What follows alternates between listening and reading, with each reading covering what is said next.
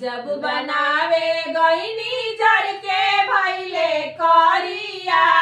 सासू जब खाए गईली फेंक दिहली थरिया।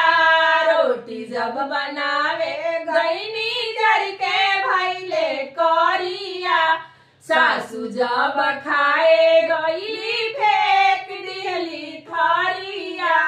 अब तू ही बतावा कुछ उपाय माई। अब तू ही बतावा कुछ उपाय माई।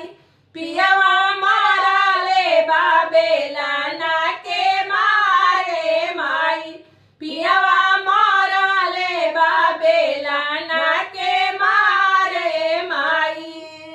खाना बनावल हमर भइल बा पहाड़ हो। सासू जी के रोजे चाही 56 प्रकार हो।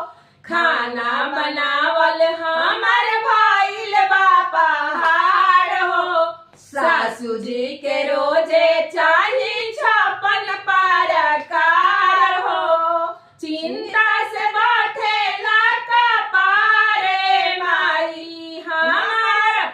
चिंता से बैठेला कपारे माई।